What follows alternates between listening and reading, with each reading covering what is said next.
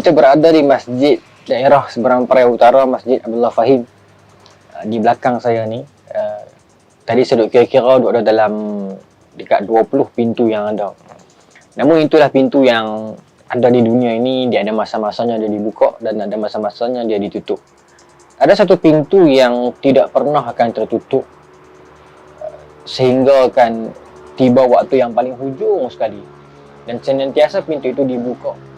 Bahkan dalam bulan-bulan yang mulia ini, pintu itu kebukaannya itu lebih meluas, iaitu pintu yang disebut sebagai pintu taubat daripada Allah Subhanahu Wa Taala. Inilah tajuk yang akan saya bincangkan pada hari ini, iaitu keluasan pintu taubat daripada Allah Subhanahu Wa Taala. Allah Subhanahu Wa Taala menyebutkan dalam Al-Quran agar kita ini tubu ilallahi taubatan nasuha, bertaubatlah kita kepada Allah dengan taubat nasuha. Taubat berasal dari kalimat tawwaba yang membawa wazan, yang membawa maksud perkara yang diulang-ulang kita buat. Selalu dianjurkan kepada kita agar sering untuk kita memohon taubat kepada Allah Subhanahu Wa Taala di atas dosa-dosa dan kesilapan kita yang lalu dan pada masa silam. Apatah lagi dalam bulan yang mulia ini, pintu-pintu keberkatan dibuka seluasnya, pintu taubat dibuka seluasnya, maka rebutlah peluang untuk kita berbondong-bondong menuju ke pintu taubat Allah Subhanahu Wa Taala. Suka saya memetik sebuah kisah yang disebutkan di dalam kitab-kitab hadis yang juga diriwayatkan oleh Imam Muslim dalam Sahih Muslim dan juga beberapa riwayat yang lain, mengenai bagaimana baginda Nabi sallallahu alaihi wasallam menceritakan kepada kita tentang satu hari. Pada zaman dahulu terdapat satu orang lelaki, kata Nabi, kana rajulun yusrifu an nafsih. Ada satu orang lelaki pada zaman dulu yang mencelakai dirinya, menzalimi dirinya, bermaksud membuat dosa. Berbuat dosa yang tak henti-henti. Maka iza hadarahul maut qala li bani, bila mana dia merasakan mati menjelang datang kepadanya. Lelaki tua, dia buat dosa daripada muda sampai tua, tuan-tuan. Dan dia tidak pernah mengambil satu usaha nak bertaubat. Tetapi bila mana mati datang kepadanya, menjelang hari kematiannya, dia merasakan dia akan mati. Dia berkata kepada anaknya, ya bunayya, wahai anakku, iza ana mutun, nanti bila kalau ayah dah mati, fa uhriquni summa ithanuni summa dharruni fir rihi. Bila ayah mati nanti, mayat ayah janganlah engkau tanam, sebaliknya engkau bakarlah. Fa uhriquni, bakar mayat ayah. Summa ithanuni, kemudian kamu tumbuk abu mayat ayah itu sampai lembut, sampai lunyai. Summa dharruni fir rihi, kemudian kamu lemparkan di angin yang lalu, biar tidak ada kesan. Maka anak dia tanya dia, kenapa kena buat macam tu ayah? Jawab ayah dia, wallahi demi Allah, law qadara alayya rabbi la yu'azzibani azaban mu'azzabahu ahada. Kalau Tuhan jumpa mayat ayah, Tuhan akan azab ayah dengan satu azab yang tidak pernah Tuhan azab orang lain. Dengan maksud, lelaki ini dia masih ada ketakutan kepada Allah. Dia nak kembali kepada Allah tapi dia tak tahu cara.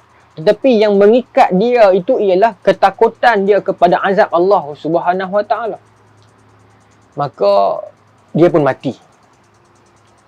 Bila dia mati, anak dia disebut oleh Nabi SAW, anak dia buat seperti mana yang dia pesan. Bakar mayat dia, tumbuk abu mayat dia. Anak dia pun masa itulah nak bidah lagi kan. Tumbuk abu mayat ayah dia dan lemparkan di angin lalu. Namun, kata baginda Nabi, Allah Subhanahu Wa Taala berkata kepada bumi. Qala Allahu lil ard, berkata Allah kepada bumi, ya ardi, wahai bumi, ijma'i ma fiki. Wahai bumi, kumpulkan bekas-bekas abu-abu, habuk-habuk, sisa-sisa yang ada pada mayatnya itu, yang dilemparkan ke angin lalu itu, kumpulkan. Iza qama, kemudian dia dibangunkan di hadapan Allah Subhanahu Wa Taala. Apabila seluruh jasadnya itu dikumpulkan, debu-debu tadi itu dikumpulkan, dimasukkan segala, dan dia dibangunkan di hadapan Allah Subhanahu Wa Taala, Allah Subhanahu Wa Taala bertanya kepada dia, ma hamalaka ala ma sana'ta? Kenapakah kamu susah payah buat semua benda ni? Cantik susunan ayat ini. Tuhan tak kata Maza fa'alta? Kenapa kamu buat benda ni tak? Ma hamalaka ma'ala ma sanata? Kenapa kamu susah payah membebankan diri kamu buat semua ni? Bakar mayat, apa nama ni, sampai tu. Jawapan roh lelaki ini di hadapan Tuhannya ialah khasyatuka rabbi. Aku takut kepadamu ya Allah. Ingat, lelaki ini ialah lelaki yang membuat dosa di seluruh kehidupannya. Sehingga ke penghujung kehidupan dia pun dia tak terpancul keinsafan, sebaliknya yang ada padanya itu adalah khasyatullah, takut kepada Allah. Maka itu yang dia jawab depan Allah Subhanahu Wa Taala, khasyatuka, takut kepada Allah. Maka Nabi menyambung hadis tersebut dengan kata Nabi, falahu faghfara lahu, maka Allah ampunkan dosa dia, semua dosa dia tadi itu. Falahu fil jannah, dan dia dimasukkan ke dalam syurga. Itulah keluasan keampunan daripada Allah Subhanahu Wa Taala. Bayangkan satu orang lelaki yang tidak pernah sedetik pun melakukan amal kebaikan dalam kehidupan dia. Bahkan seluruh kehidupan dia, daripada dia kecil sampai dia dah tua, sampai sudah ada anak yang dewasa pun, dia masih lagi melazimi kehidupan yang penuh dengan dosa dan kesilapan.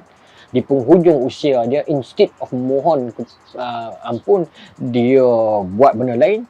Tetapi oleh kerana di dalam hatinya itu ada secebis rasa takut kepada Allah, merasakan keberadaan Allah Subhanahu Wa Taala dalam kehidupan dia, merasakan diri ini hamba kecil, dan meyakini dan merasakan ada Tuhan yang menguasai kita, yang mampu memberikan kita keampunan, yang mampu memberikan kita azab, yang mampu memberikan kita pahala. Merasakan keberadaan Tuhan itu. Rasa itu meskipun sekecil mana yang menyelamatkan lelaki itu tadi. Maka pada hari ini, inilah yang kita nak sampaikan. Berapa banyak dalam kehidupan kita ini kita merasakan keberadaan Tuhan. Di samping kita memohon taubat seperti mana yang saya sebutkan sebentar tadi, keluasan pintu taubat, keyakinan kita bahawasanya pintu taubat itu terbuka luas. Namun sebagai hamba ini juga, kita ini, sejauh manakah kita merasakan kehidupan kita ini bertuhan? Kadang-kadang kita melazimi ibadat yang banyak, mencantikkan bacaan, memperelokkan pakaian. Kadang-kadang pernahkah kita terfikir untuk siapakah kita berperilaku demikian? Untuk siapakah kita memperdengarkan bacaan? Untuk siapakah kita berpakaian?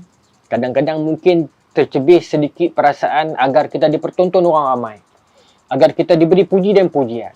Namun berapa kali dalam kehidupan kita ini kita memperbuat segala satu kebaikan dan kebajikan itu untuk sebagai rasa diri kita ini hamba dan kita ini sebenarnya bertuhan.